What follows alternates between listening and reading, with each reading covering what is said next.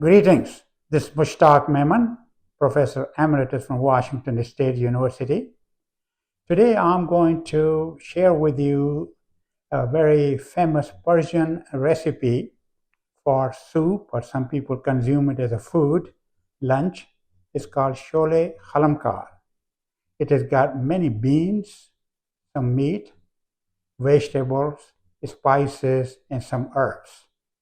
It requires some patience and some work, but I'll share with you all the steps which are involved. So all the beans are washed, and now I have put in the top part of the slow cooker, and I will add beef and then quite a bit of water in it. So this pot is about, you can see, fairly deep. So I will put about halfway with the water with the beef and then cook overnight. I just want to mention that these beans is outstanding source for protein and fiber. And if you Google these individual beans which I mentioned, you will see they have also additional health benefits. So they are very good for our health and energy and things like that. So as you can see here in this container, top part of the slow cooker, I have put in the beans, which are all washed, and then I have beef. I will mix it, and then I don't know if you can see the water level is about halfway on the container. So then after mixing it, I will turn it on slow heat in the slow cooker, which will be on for whole night. So in this way, we will have the beans soften up as well the beef is all done. So everything is in the slow cooker. As you can see here, if you look at closely, I have set it up for 8 hours, and it is shows you the slow cook. So it has to be, at least about 8 hours or so, but I will leave it, rest of the evening, and so it will stop after about 8 hours. So these are the ingredients which we put last night, which are barley, garbanzo, and other beans, along with the beef.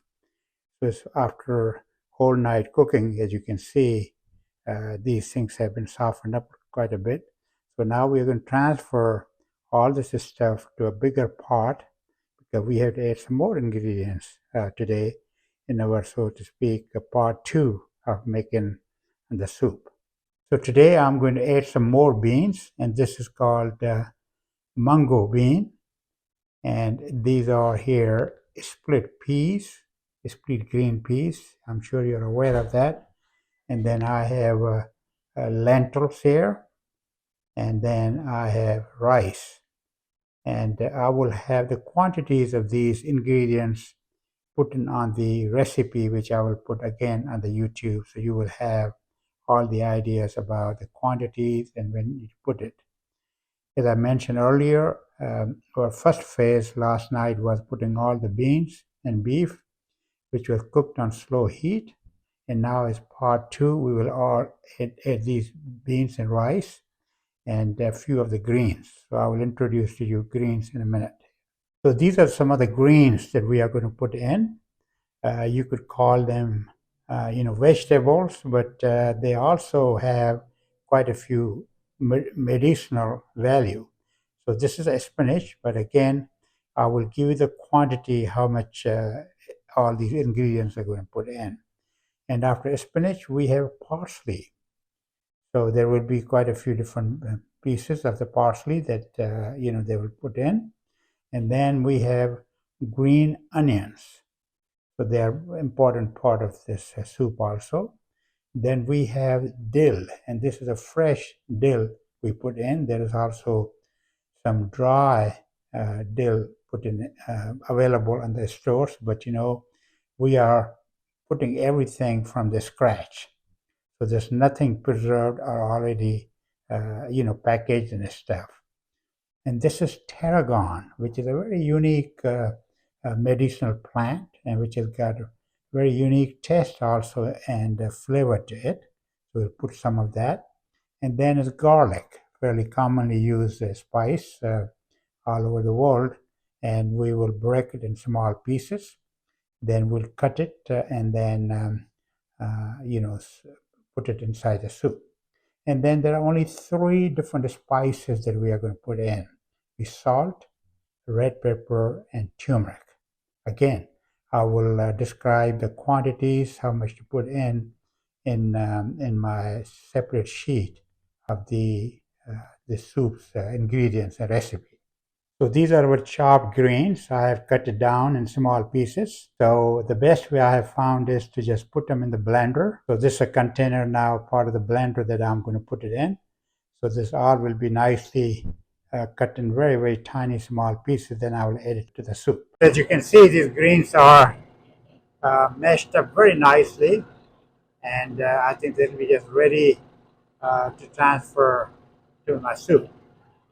The garlic needs to be pan fried, because otherwise it will be very raw if you try to put in the soup. So this is what is happening now. This garlic is being pan fried, and then I'll mix it with the soup. So just a little bit brownish color of the garlic, so you don't need to cook it too much. I just put the fried garlic on top of all the greens, as you can see. So this is a very big pot where I have put in all these ingredients and also mixed with some water. As you can see, this pot is fairly large. So this is going to cook about, maybe I would say, 4 to 5 more hours.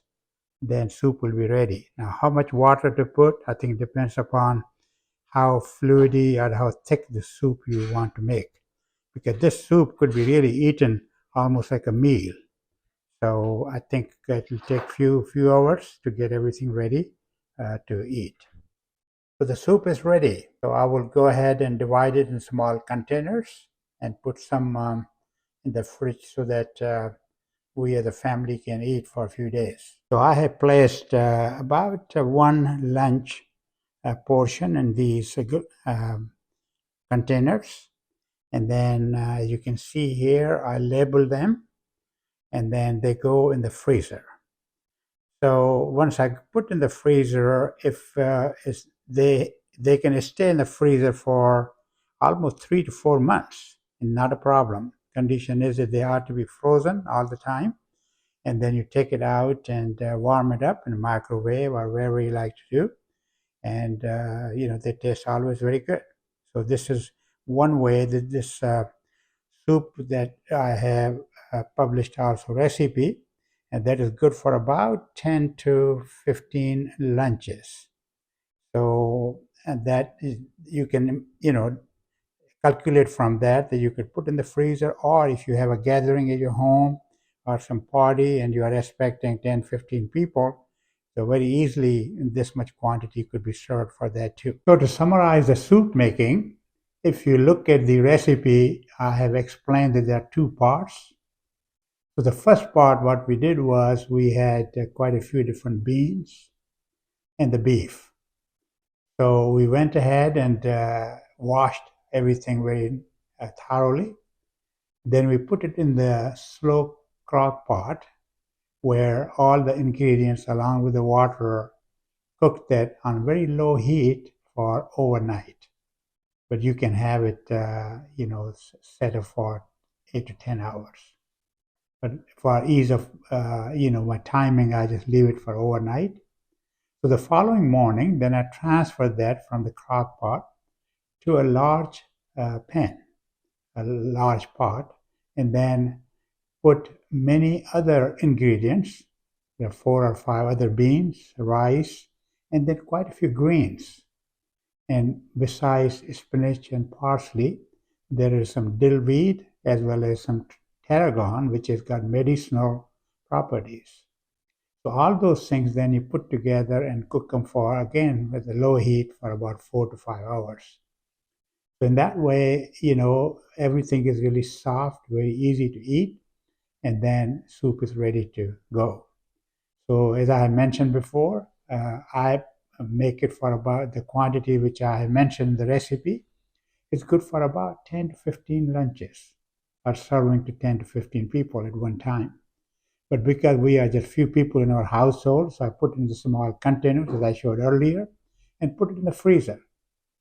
And I have consumed this soup for 3 to 4, sometimes 5 months if they are solidly frozen. And it's a very healthy soup. We did not put any oil or any other ingredients or any fats in it. So really everything cooked in its own juices, so to speak. So it's from very beginning and very pure and clean soup that you can enjoy. So I have it in my plate here. I like to go ahead and taste it.